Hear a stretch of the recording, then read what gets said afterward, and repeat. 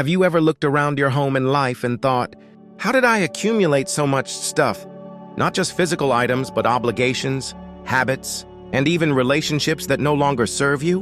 By the time we reach 70, many of us are carrying decades of accumulated burdens. Today, I'm sharing 10 things you should absolutely throw out of your life after 70 to experience true freedom. Item 1. Outdated possessions. Let's start with those possessions you've been keeping, just in case, for decades. The formal china unused since 2003, exercise equipment gathering dust, or someday clothes that haven't fit since the 90s. These items aren't just taking up physical space. They're creating mental clutter and a persistent sense of failure or obligation. Every time you see that treadmill, you feel guilty. Every time you open that packed closet, you feel overwhelmed. Here's how to tackle this. Adopt the 1-year rule. If you haven't used something in the past year, let it go. For sentimental items, keep just one representative piece rather than the entire collection. Take photos of items you're attached to but don't use. Preserve the memory while reclaiming physical space. My friend Margaret held on to her mother's china for 35 years, saving it for special occasions that never happened. When she finally decided to either use it or lose it, she began having weekly fancy dinners. I realized I was saving beautiful things for a future that wasn't guaranteed, while making my present less beautiful, she said. Item 2. Guilt-driven commitments. How many things are on your calendar that you dread attending? How many committees, groups, or obligations do you maintain solely out of guilt? After 7 decades, you've earned the right to be selective about how you spend your time. Continuing commitments out of obligation creates resentment and prevents you from having time for things that bring genuine joy. Here's how to address this. Conduct a commitment audit, list everything you regularly do, and note how you feel before, during, and after each activity. Develop a polite exit strategy for obligations that no longer serve you. Practice saying no without extensive explanation. After 22 years heading the neighborhood gardening committee, my sister realized she was continuing out of obligation. When she finally stepped down, someone else took on the role with fresh enthusiasm, and she suddenly had time for painting classes she'd been postponing for years. Remember, every no to an obligation is a yes to something else. Item 3. Outdated self-image. Many of us live according to an identity formed decades ago. Maybe you still see yourself as the responsible one who can't take risks, the practical one who can't be creative, or the busy achiever who can't slow down, even when circumstances no longer require these rigid roles. These outdated self-images act like invisible fences, keeping us from exploring new aspects of ourselves. Here's how to break free. Question your "I've always been" statements. Are they still true or just habits? Try the what-if experiment. Spend a week acting as if you were different in some way. Seek feedback from new friends who didn't know the younger you. I always defined myself as not creative because my sister was the artistic one. At 72, I reluctantly tried mosaic making and discovered I loved it and had a natural eye for color and pattern. For 3 years, I'd lived in the same building as this studio, never considering it was for me because of an identity formed when I was 12.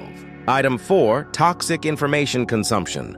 Many people start their day reaching for phones or turning on news, immediately filling their minds with worries and crises beyond control. This habit affects everything from mood and blood pressure to relationships and outlook on life. Here's what works to break free. Implement the information sandwich rule. Begin and end each day with something positive rather than news or social media. Conduct a media audit. Track how different sources affect your mood and eliminate those that consistently make you feel worse. Establish specific times for news consumption rather than constant checking. My friend David used to begin and end each day with an hour of cable news. When health concerns forced him to stop, he discovered his persistent anxiety decreased dramatically. He now reads a curated news summary 3 times weekly and says, "I'm still informed about important events, but I'm no longer marinating in problems I can't solve." Item 5. Just in case. Stockpiles. How many half-empty paint cans are in your garage? How many spare buttons, extra screws, and might be useful someday items are cluttering your space? These create physical clutter that translates to mental burden. Here's how to tackle this. Adopt the replacement rule. If something costs less than $20 and could be replaced in less than 20 minutes, you don't need spares. Create strict limits for certain categories. One drawer for craft supplies, one box for home repair items.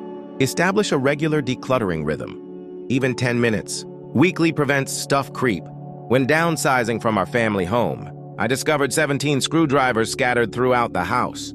The mental energy spent looking for them and the space they occupied far outweighed the convenience of having one everywhere. Item 6.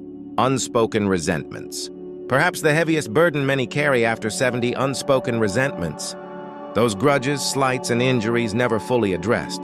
The hurt from decades ago that still stings. The family discord silently endured.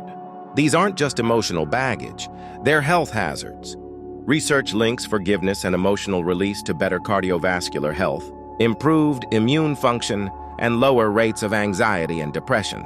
Here's what can help. Try the letter technique. Write everything you've needed to say, without holding back. You never have to send it. Practice empty chair. Conversations. Speak your truth aloud, as if the person were present. Consider having that long postponed conversation, not expecting apology, but to free yourself from the burden of silence. After carrying resentment toward her father for 40 years, my friend Eleanor finally told him how his criticism affected her confidence. His response wasn't perfect, but speaking her truth released, something that had been tightening her shoulders for decades. I didn't realize how much energy it took to keep that wall up until it came down, she said. Item 7. Expired assumptions. We all carry assumptions about what's possible or appropriate. But how many have you actually tested recently? Assumptions like, I'm too old to learn technology, or my health won't allow me to travel, often prove false when challenged. Here's how to break free.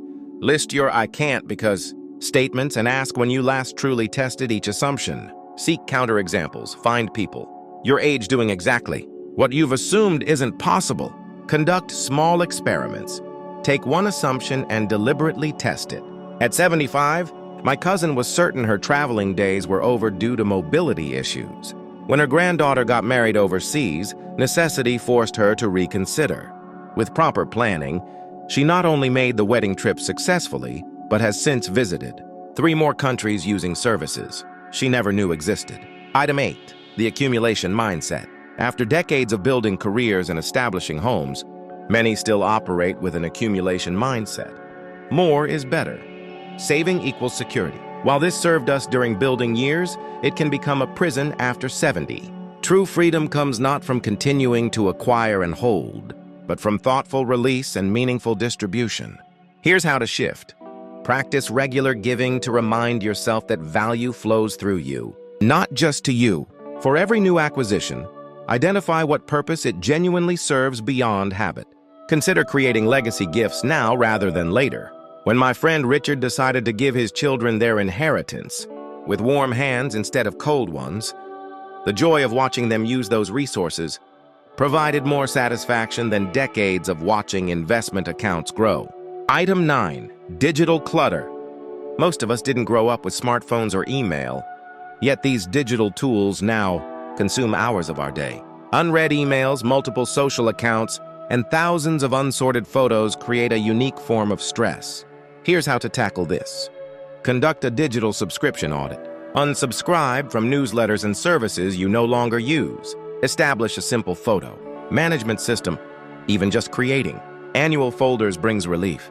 Create a digital legacy plan. Document your accounts, passwords, and wishes for digital assets. After saving every email just in case, my brother-in-law discovered he had over 15,000 unread messages. A weekend of digital decluttering gave him the same relief as cleaning out the garage. But for my mind, item 10, fear of others' opinions. The most liberating release, fear of what others think of your choices. After 7 decades, you've earned the right to prioritize your authentic preferences without constant concern about others' judgments. Here's how to release this burden. Practice the future perspective. Technique. Ask if this issue will matter in a month, a year, or 5 years.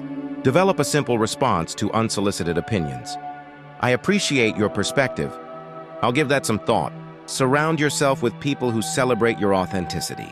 At 77, my friend Thomas sold his suburban home for a small apartment in an arts district despite his children's concerns. Once they saw his vibrant new life, walking to cultural events, making diverse friends, their perspective transformed.